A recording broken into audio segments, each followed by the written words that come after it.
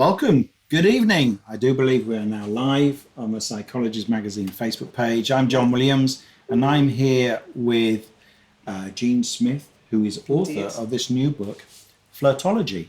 And we're actually here at the Ideas Lab. This is my office, and it's a live workspace. I also live here. I've got a group of a crowd behind us of friends and people ready to learn about flirting, dating, relationships. Say hello, everyone.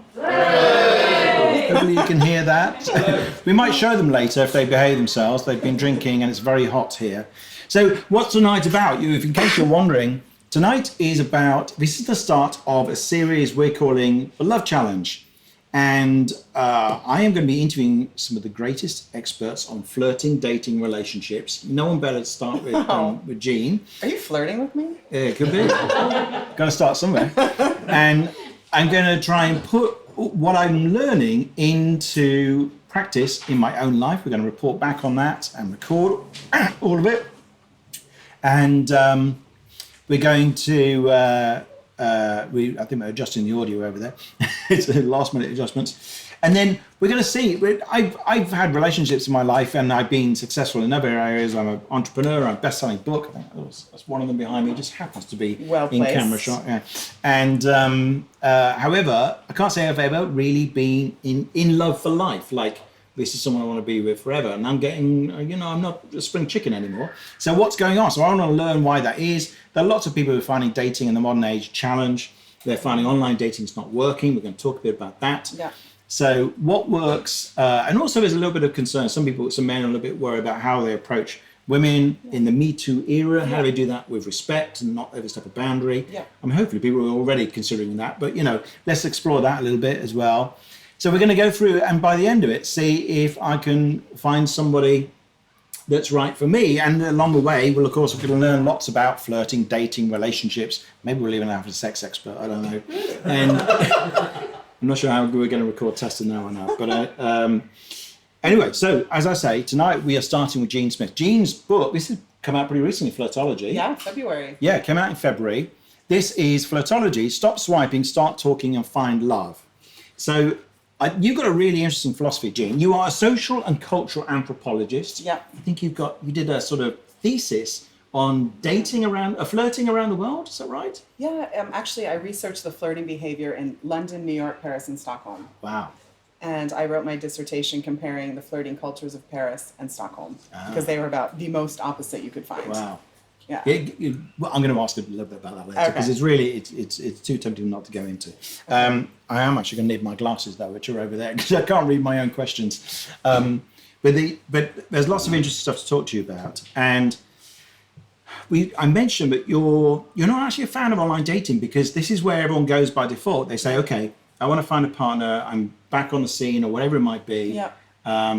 And everyone else is using Tinder and Match.com or whatever else. So that must be what I do.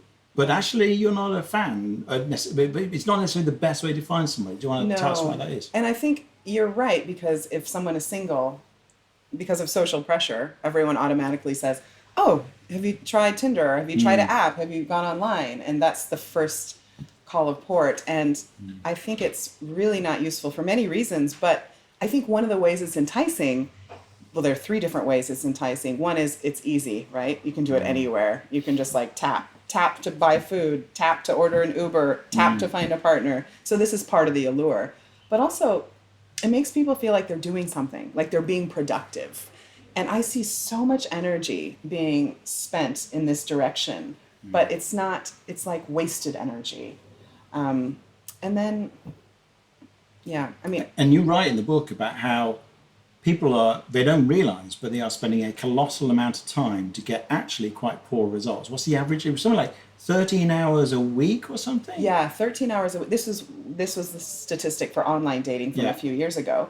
But 13 hours a week of reading profiles, messaging would garner 1.5 hours FaceTime. Now, how many people do you have to go out with for that 1.5 hours? So it's really not a good investment in energy for results. Yeah, that's right. So you're an advocate of actually just flirting wherever you are, flirting on the street. And I love the courses. I did your course a while ago, which did help me, which was about being on the streets of London, going out and just striking up a conversation. Yeah. You know, one of the things you do is you get people to start something easy, like, can you give me directions? Yeah. Then you ask, practice asking more personal questions, like you recommend a good restaurant, and then you get people to strike up conversations in a supermarket and ask advice. Yeah. So anything is a sort of way of opening a conversation, which I think is a great way of going. Well, I don't like wasting time. I like Yeah. to be efficient. And I just think the way that people are going about it is completely inefficient. So the third reason actually why people go to their phones or apps is because they think their screens will save them from rejection. Yeah. So what I do is I teach people in that, first of all, look at what you're doing in your everyday life. Do you actually have a full life? Are you doing interesting things? Do you have any hobbies or interests? Right. When you're doing those things, are you talking to people? Yeah. So that's sort of the key. We all love the idea of, having a partner, meeting someone easily, but what's our behavior when we're in those places? Yeah. So, you came on the Fearless Flirting tours, which was so fun to have you along. And what I do is I just remind people how to make the most of your everyday interactions, because this stuff is easy. It doesn't have to be a part-time job. You don't have to waste loads of energy. It's just being efficient. Yeah, and that's a good idea. So you're ready to flirt at any time. So I suppose a lot of people say, well, where do I go to meet people? Yeah. But are you saying it's not about going to a particular place, or should I be signing up for some sort of yoga class or something? Yeah. So what I've learned over the years, since I've been doing this for about 15 years, it's like every year there's a new aha moment. And a couple years ago, I realized that people wanted the name of a magic venue. So I'll give you the address. Just go to this place, and there are going to be so many amazing single people here. But actually, it's more about our individual behavior when we're in those places. So if we haven't done some other work first on ourself, recognizing our self-beliefs, changing our behavior, you could be surrounded by perfect matches, but you would never meet them or know they're even there. Right. So, in fact, with what I remember this with one of my private clients, something I do with my private clients is we do a bunch of steps, but at one point we make a list of how you're spending your time and where in your everyday life might you meet someone. So she came back, she's like, right, I've done everything. I've been to every place on the list, check, check, check, haven't met anyone. I'm like, okay, well, what do you do when you're there? Stand in the corner and talk to my friend? Oh, okay. Maybe that's the problem. So we have to actually do something. Yeah. I like it. Always makes me think of a Seinfeld scene where George, the guy who's never doing very well at any area of life, he's standing there talking to Jerry Seinfeld in a chemist, and he's going, "Where are the women? Where can I meet? Where do I need to go to meet the women?" And Jerry goes, "They're everywhere. Yeah. They're in this chemist right now." Yeah. And it's really just about how you actually. So can you relate interact to with George? Is that why you're telling us this people. story? Oh God, I don't want to make that association. I walked right into that one. No. So okay. So here's the thing, though. This question must come up a lot. Yeah. How can I tell when someone's flirting with me? Oh. So I'm with happy somebody you and asked, okay, maybe something's happening here. Honestly, the signals some women have given me before me. Often women have to say literally, you and I should go out. Yeah. Get your diary out. It's kind of like, it has to be. I'm not kidding. It's not. It's got to be that blatant. Yeah. I was with this Japanese girl once, and she was sort of saying, "Come over for language exchange." Apparently, language exchange always. Was it French? It was Japanese. She was no. And I went over there, and she's kind of clearly doing everything, but was flirtatious. Yeah. And I was completely clueless. And there's a point at which she goes, we argue about who's taller, and she stands up, and she's kind of standing behind me and rubbing her back against mine, and I go, "Wait a minute, there's something going on here. I think she's flirting with me." And then at that exact moment, all her friends came in, and I happened to know that one of her other friends quite fancied me. And so then it suddenly became awkward, and I went, but suddenly my window closed, and I did actually manage to sneak her outside and say something. Okay. Well, John, you're in very good company, because what I found in my research, London males need the most encouragement. Really? Yeah, out of all the groups, I interviewed 50 men and women, 25 men, 25 women in all these cities. And the London males needed the most encouragement out of all the groups. They would say things, so I would say, "How do you know when someone's flirting with you?" And most of the London males are like, "Cab ride home?" Cab ride to her place. Or one Yeah. guy's like, it was Wow. when her hand was on my knee, and she said, "Can you pass the salt?" in a very sexy voice. I mean, they need such huge clues. That's a clue. Yeah, exactly. So Okay. first of all, you're in great company there. Yes. But that's part of the British culture of not assuming as well. Yeah, Which yeah, isn't yeah. necessarily a part of other cultures. This Yes. don't assume anything. But so what I realized in my research, there were actually 6 signs that kept coming up. Yeah. So I asked people in my interviews, how can you tell when someone's flirting with you? And then sometimes I'd ask, like, what have you noticed your friends doing? Because sometimes people are happy to say what their friends are doing and won't admit for themselves. And so there were 6 things that kept coming up over and over again throughout all the cultures. And so I created an acronym called HOT APE. Okay. Which that sounds good. I've actually done a TEDx talk describing this in detail. Yes. Yeah, check it out, John. Yeah, I would. And but just briefly for us here today, the acronym HOT APE. So H is they use humor, O is open body language, T is touch, A is attention. How much attention are they giving you versus other people? P is proximity. Used in 2 ways. First of all, you see someone across the room, and then all of a sudden they're there. It's Yeah. not a coincidence, right?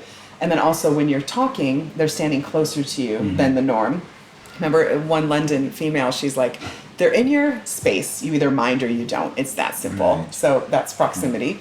And then, of course, E is eye contact. This was the biggest one. So it's how long they're looking at you, how often they're glancing at you if you haven't first met. The intensity of the eye contact. So that's how you tell. Okay, that's useful. Write Yes. that down, John. Yes, I will. Well, I've got your book, so I'm going Perfect. to be absorbing and memorising it. Oh. So here's the thing. I find myself sometimes sitting somewhere, and I often think of there's an outdoor cafe near here. It's very nice by the canal. Yeah. It's my favourite place to go eat. And I see somebody like across a table who's either on her own or with somebody else. Yeah. And I have no idea what I would do. Is it Okay. even appropriate to say something? I mean, we're not, assuming they're not deep in conversation Yeah. or something like that, or with a partner. Okay. Is there an opener that I need? Yeah. So a clever pickup line. I would like to address this on a couple different levels. Yeah. I'm just going to get my water. Would you like some? I think we need to do. I have my You water got here, yours, yes, okay. Yes. Right. So if I go on a tangent, remind me what this original question was, because Yes. there's the practical element, then there's also kind of reassuring guys in, the Me Too movement on what they should do. So let's start with that one. First of all, the new way is everyone talks to everyone. There's no more of this, women can't approach men and, whatever. No. Right. Everyone can talk to everyone and ask everyone out. That's just the way things are now, okay? Because I've said so. I make it seem like, and Jean is decreed. But seriously, we'd all be better off. But what we do is we approach each other first as a fellow human being. Not in the way it has before, where it's only been men. And sometimes it's been the woman is an object. Like she's not even a human. She's like a sexual object to be conquered. So that's old school. We don't do that anymore. So with this new paradigm, John. Hopefully. Yeah. I don't John, know. I know. So we're all talking to each other as human beings first. And by the way, this makes flirting so much easier if you haven't already put all this expectation and pressure about this stranger in front of you.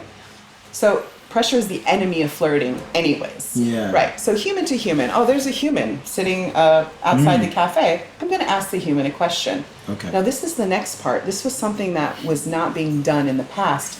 And that's the assessment part. So I call it test and then assess. So the test is you ask them a question like, oh, beautiful day. How's your coffee? I'm making this up. Yeah. And then you assess their reaction. Yes. And again, that crucial space had been eliminated before. It was just, I hate to say it, mostly men would just barge straight in and not even pay attention to the response.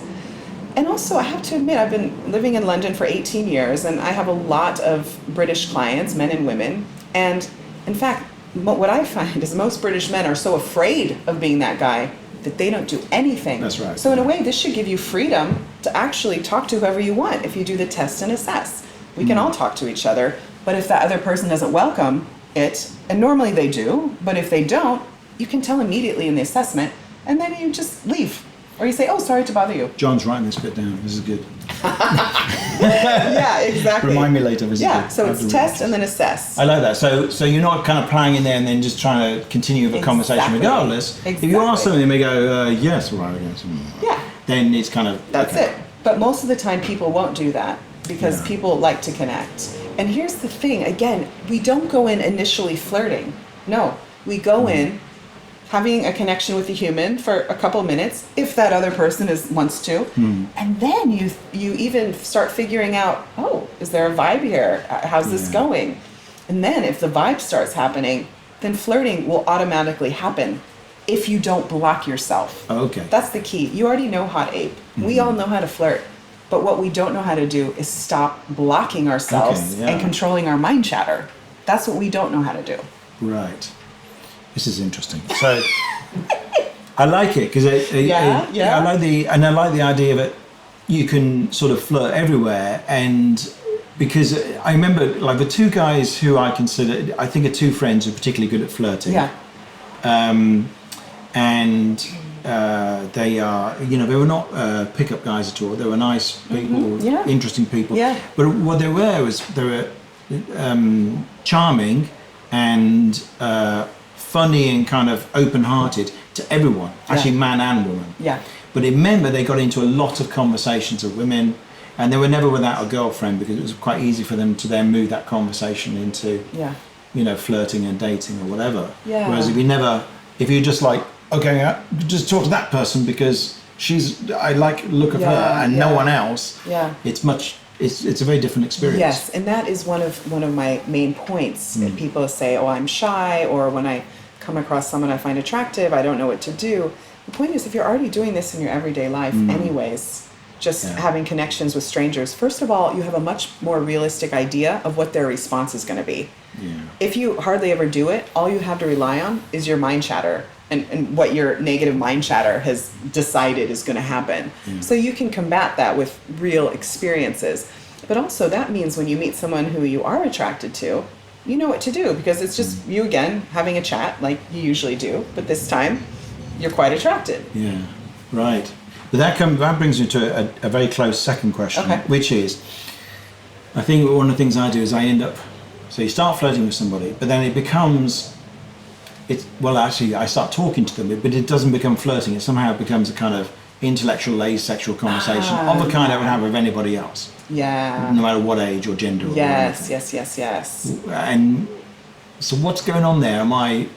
what's wrong with me? No, what can I do differently? Nothing. That's going to... I mean, is that familiar? And do you have Totally. Do you have a quick fix for that? No problem. This is what you need to do. Yeah. So I hear this a lot. It's basically going for men and women. Yeah, for both, but going into the friend zone, right? First of all, like with one of my male clients, he'd only had female friends, and recently he met a woman that he was attracted to, and he found himself going straight back into friend zone behavior because that's where he was comfortable. He knew how to do that really well. In a way, it's sort of like saving. This is what I've noticed. People don't mind being rejected if it's as a friend, but somehow if it's as like a sexual partner, or when you put the sexuality into it, all of a sudden that would really sting. Yeah. So that's one aspect. But it was really great going through this with him because I could just see specifically, like he didn't know which. So for example, he invited this woman to join him in something, and he's like, and bring your friends too. I'm like, no, that's automatically in a friend zone. So I was just working through with him how to specifically let her know that he was flirting and he was interested in her as more than a friend. And one of those things I picked out was when he would invite her out for the next time, to compliment her on her physical appearance. Like, you look beautiful tonight. And he's like, can I say you're looking good? I'm like, yeah, that feels better to you. He wanted to like put his own spin on it. But yeah, so again, it's about the way you differentiate friendly and flirting is you have to add the sexuality part, the sort of frisson. And what I mean even more specifically by that is this person has to know that at some point you want to have sex with them. it doesn't have to be that night. It doesn't even, you don't even have to say the words. In fact, it's probably best if you don't, but you know, they have to feel, yeah, exactly. We will be bedded later. Yeah. You know, there has to be that sort of feeling. Yeah. So, well, how do you do that then? And I love having my male clients because I really have to get so specific and clear. It's not, Really? yeah. They're like, well, anyway. So, yeah. So one of the ways is touch. Now, in this the era of Me Too and actually now being more conscious of when, boundaries. Boundaries. Well done. Exactly. Perfect word. So in this era, we need to be more clear about how to use touch. Yeah. And first of all, and it's been useful for me as well because it's one of the 6 flirting signs, and I'm going around like touch, touch, touch. So let me preface this. Touch is something introduced when there's already flirting happening. And usually it just comes natural. So, and I hate to make generalized rules, but just to try and be helpful, it's probably best when initiated by the woman. Right, yeah. So again, it's not, you wouldn't necessarily start by touching someone that you didn't know. When I say touch, I mean like arm or just like tap on the hand like that. But you're both already feeling the vibe when the touch is introduced. And again, you would already do this probably anyways if your mind didn't stop you and say, oh no, you shouldn't do that, blah, blah, blah. But that's when the test and assess. So let's say I'm just like, oh, John, whatever, and you're just like recoil in horror. I'm like, okay, so the assess means don't do that to John. But if you just like maybe add a hand or then we've actually accelerated the flirting. Right, yes. Okay. So much to learn. So much to learn. Can I get a cheat sheet for this? But by the way, Christian, should we, who's monitoring the feed, should we, it sounds okay, does it? Okay. You good? And I can see there are comments. I can't read any of them from here.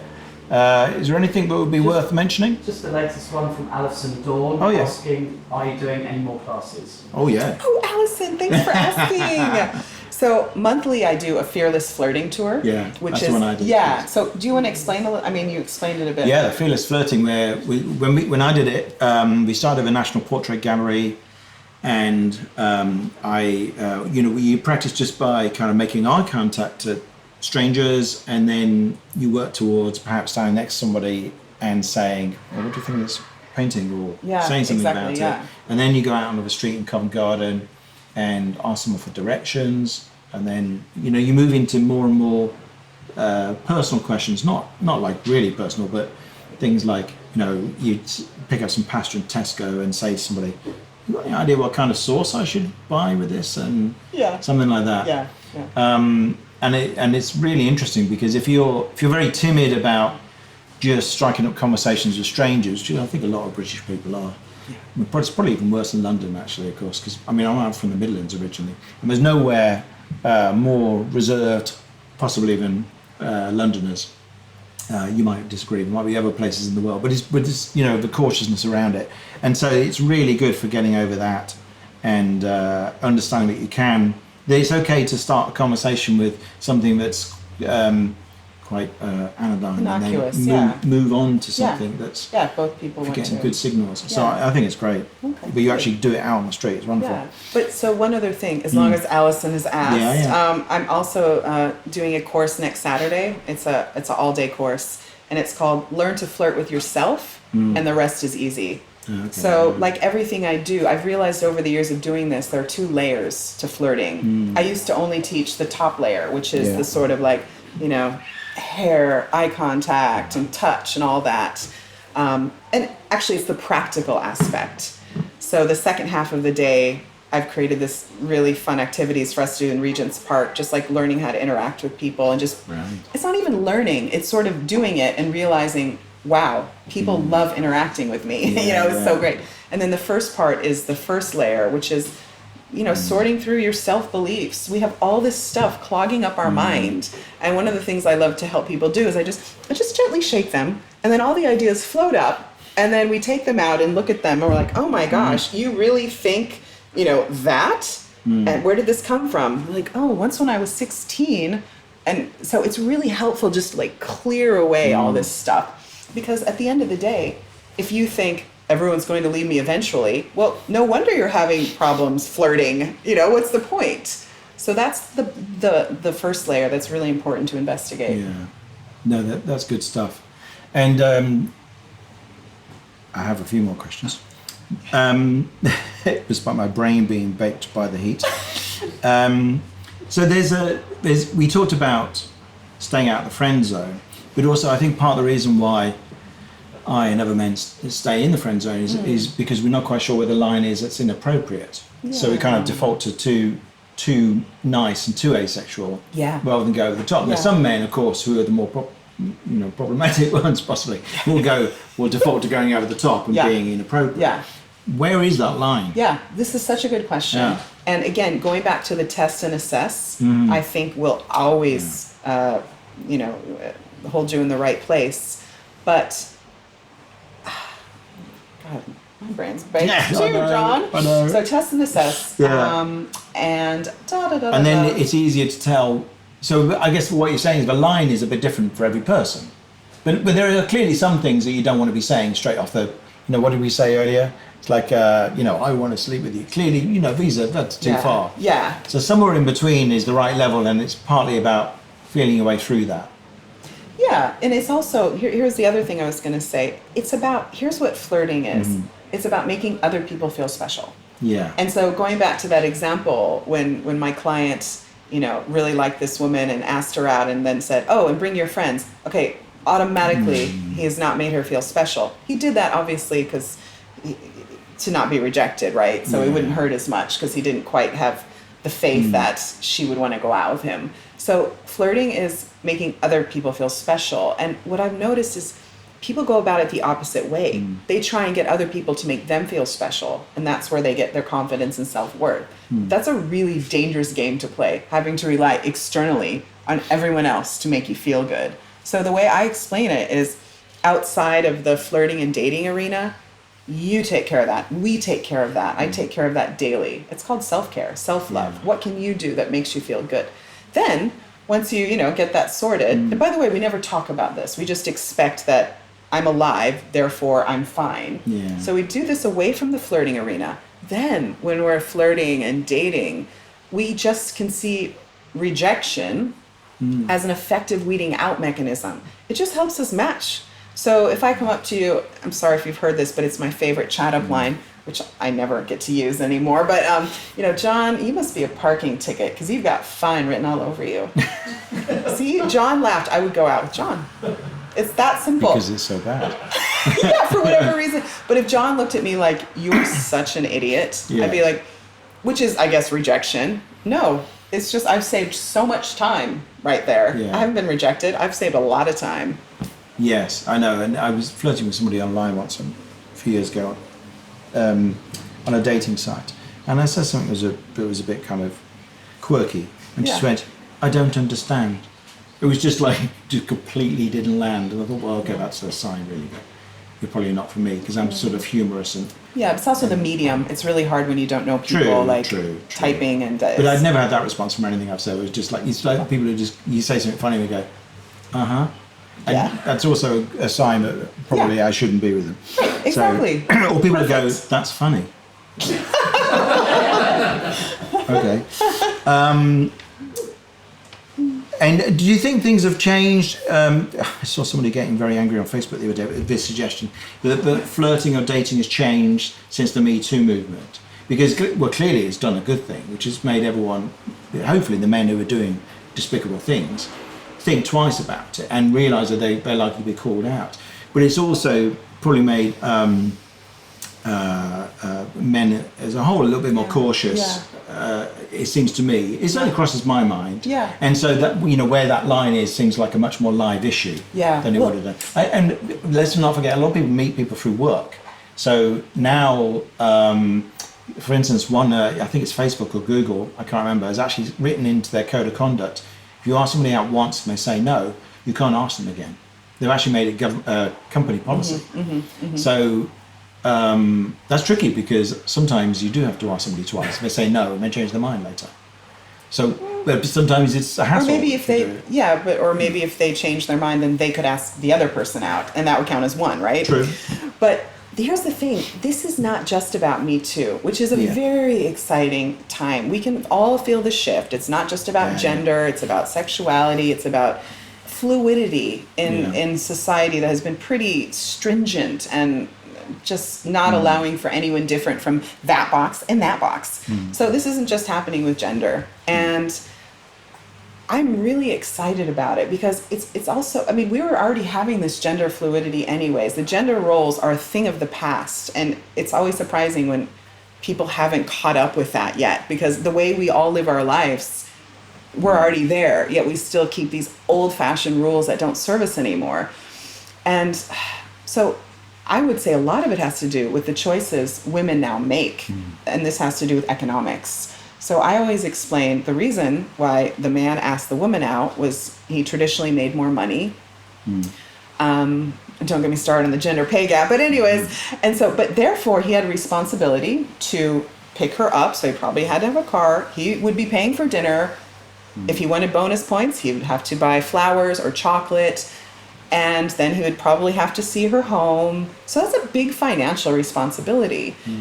But he got the privilege of choice, which people don't look at it like that. To be able to choose rather than just passively sit there and just hope someone picks you, that's quite something. So these days, women now have more economic choices. And that means with that, they can ask out, they can approach, but then they also have to be willing to pay. And I think that's kind of the missing link in all of this. Right. Yeah, and then they're not judge men because they didn't pay or, you know. Yeah. So we haven't quite gotten to the right place yet. No, it's interesting, and I do wonder about this this thing, because I still, and I'm not sure you'll agree with me, but I still do think there are such things as masculinity and femininity, that there is a chemistry between them, and so there is that there might well be different things men have to do in flirting than women have to do. I mean, do you think there are different styles? And it's not just, I don't buy that gender is 100% socialised. There's certainly a lot of social impact in it, but it seems like there's something innate in there. Yeah, so I've just made up this number, but I feel like, first of all, men and women are both human. Yeah. And we totally don't even think about that aspect. So at the end of the day, we are all humans. And for me, that's number one, and that is the most powerful. But so I'm making up this number, and I feel like we're like 65% similar and 35% different. But I won't go into it too much. I do feel like the 35% different that females have had in patriarchal structure has not been appreciated, and it's been kind of flattened out. Yeah. But yeah, and that's part of the frisson. That's part of the fun, is the difference between men and women. Yeah. But I think unfortunately it's been used to women's detriment, this difference. Yeah, sure. And but I think there's a danger if we throw it completely out the window, that we lose something in there. Yeah. But of course everyone's different. Like although I'm a man, and in some ways I have some masculine traits. Like one of them is I'm really good with technology, which is more. I'm sure there are women who are, but it's much more prevalent amongst men. So if you're talking statistically, they're like, if you're talking about watching car racing, I think you'll find the demographic skews rather heavily male. I have no interest in that. I don't watch any sport whatsoever.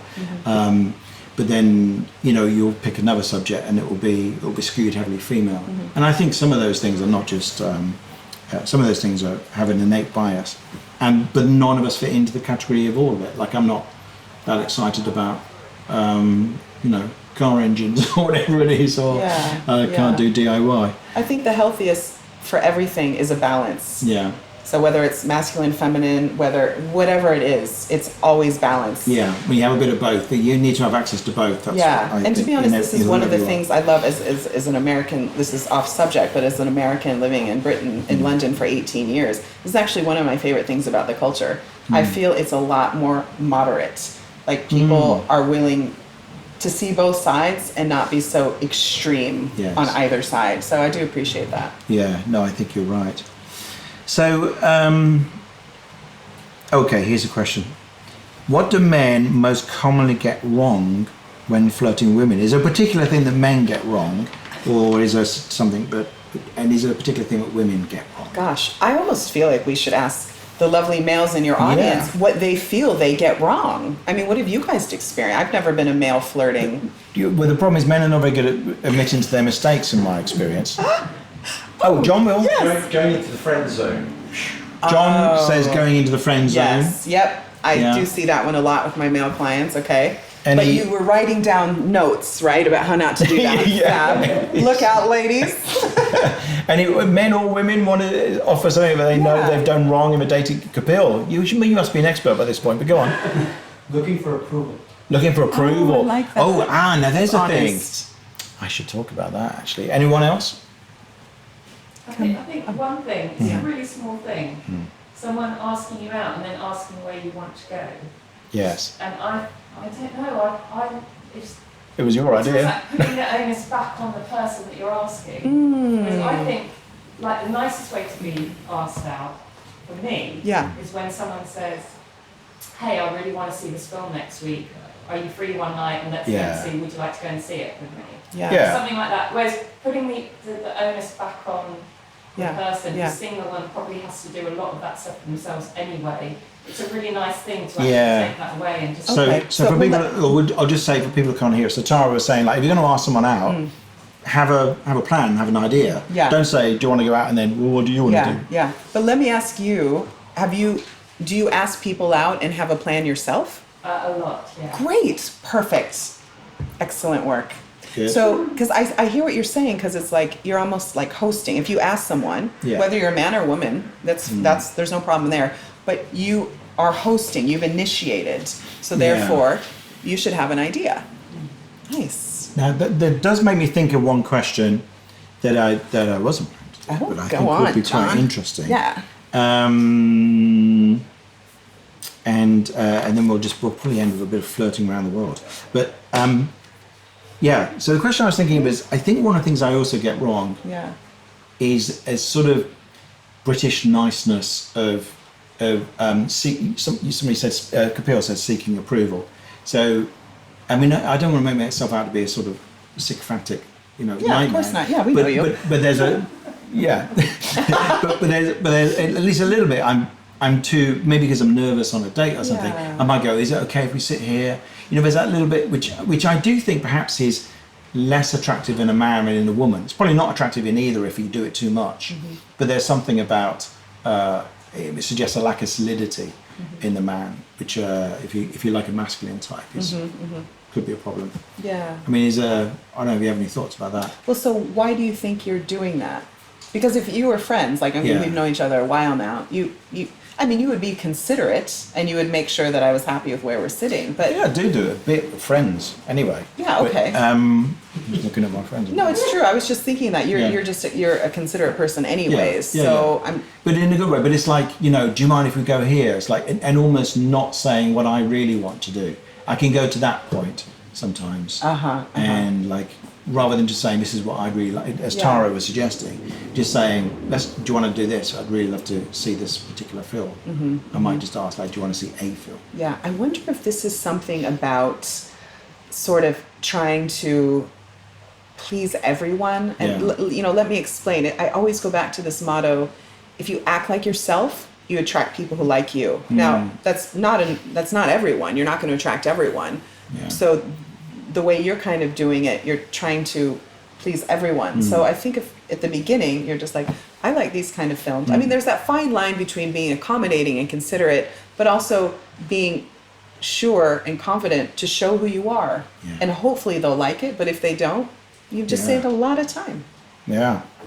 Okay, so final question from me. Okay. Well, you mentioned you studied flirting around the world. Yes. The biggest difference was Paris and Stockholm, was it? Tell us an example of how flirting works differently in, say, Paris and Stockholm. Well, in Paris, there's a lot of flirting. It's like part of the national sport. Yeah. They're also very strict, though, of their roles for what men do and what women do. There's not a lot. It's much more classic, old-style masculine. Definitely, exactly. Yeah, that's well said. Now, in Stockholm, there's not much flirting, but everyone has the sometimes privilege of doing whatever they want. Now, the reason I did my research in Stockholm, which might not originally fit with London, Paris, New York, Stockholm, was because the United Nations Development Index that year had Swedish women as having the least inequality of women in the whole world. And I thought, I wonder how this affects the flirting. Guess what, John? When you have a society like this that isn't particularly religious, where the state pays for things that are traditionally really expensive for women, healthcare, childcare, you have paternity leave, all this sort of thing, women make these same choices as men when it comes to one-night stands, when it comes to basically everything. But there's not as much flirting going on there. As one woman said, you better choose carefully because you will be stuck with that person the whole night. So they take it much more seriously. Where in Paris, it's just like, it's just a sport, it's a game, it doesn't matter. So. Yeah, no, that's interesting. And London, how would you position London or the UK as a flirting centre relative to everywhere? You know, you go from America originally, and all these other countries. How would you characterise the British flirt? I think we should switch the lights on. It's getting a bit dark on the. Does it look okay? Yeah, there's it's the first switch there. No, the other one, Tom. Cheers. Well, we have a multicultural audience here. Like, I mean, how do you guys rate London flirting? Like, Jenny, what's it like? London flirting? Yeah. In the male? Yeah. What do I say now? Are they any good at flirting? Yeah, better than the Filipino. Better than Filipino men? Better than the Filipinos, because in our country, as I've said, flirting is a little bit, what you call that? Unacceptable. Because we are a very conservative country. Yeah, so it's a Catholic country That's predominantly. why when we say the word flirting, it's something like, let's go to bed tonight. So Right. Yeah. So Quite extreme. it's Yeah. quite extreme, but but nowadays it's getting different. Yeah. But asking between UK and Asian like us, it's better here, more liberated. So more liberal here than it is in the Philippines. It's funny, I would have thought it might be the other way around. It's got quite a Spanish feel to my Yeah, mind, exactly. the Philippines, and I thought that would be. I mean, they're pretty good at flirting, aren't they? Yes. But do you think Londoners are quite reserved then, certainly compared to Paris? Then I guess London would be quite sedate. they're flirtier than Stockholm. Okay. But we have to look at the unwritten rules of the British culture to begin with. And this is what's important and priorities to the British culture is respecting people's personal space and being polite. These are really important in the culture, which are absolutely lovely. But what does this mean? It means that you wouldn't necessarily go up and approach a stranger because you might be intruding on them, or you might be assuming that they want to speak with you, which we are. So it's sort of like, it's so nice, like the idea is really nice, but at the end of the day, if you want to connect and flirt with people, how's that going to happen? Yeah. No, okay, that's fascinating stuff. Right, well, I think we shall end there. And did you say there was a question that you wanted to ask? Yeah. Well, okay, one final question from the people who've been watching. Thanks everyone who tuned in on the Psychologist page. Just a comment from Erin Pellegrino McBurney. The major, in capitals, mistake this the is major. men make with me specifically is using terrible and cheesy pickup lines such as, "Can I be your gynecologist?" Oh my God. It must have hurt you when you fell from the sky. Young, capitals, men lack the proper wording to flirt in a sophisticated way. Oh my. I didn't know people still did that stuff. Okay. I suddenly feel like I'm a really good flirt. Yeah. So I've learned something today. Yeah. Good. Thank you, Jean. If you want to learn more from Jean, then do get her book, because it's really good. Flirtology. Stop Swiping, Start Talking, Find Love. We're going to be talking about other things. And hopefully we're going to have a psychotherapist who's going to psychotherapize me. Perfect. And talk about the deeper things that get in the way of dating and flirting relationships. And we've got Kate coming along to talk about, Kate McKenzie. Yeah. You're going to talk about pleasure and the importance, a little bit of what you were talking about with if you treat yourself well, that set you up well for flirting and for coping with rejection.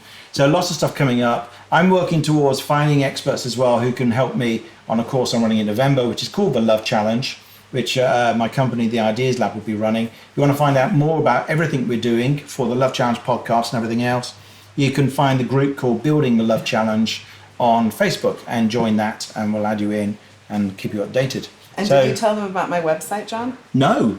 Oh my God. Which is Flirtology. Yeah. .co.uk. .com. Oh. I've moved up. Oh, well, there you go. I'm international, baby. We all dream of having a .com. I know. Flirtology.com is a website for Jean Smith to find out about all of her courses. Thank you so much for coming along. Pleasure. I really appreciate it. That was great fun. Oh. And yeah, thank you everyone else. Alrighty, I'm going to press this button here and stop the show. What does that say?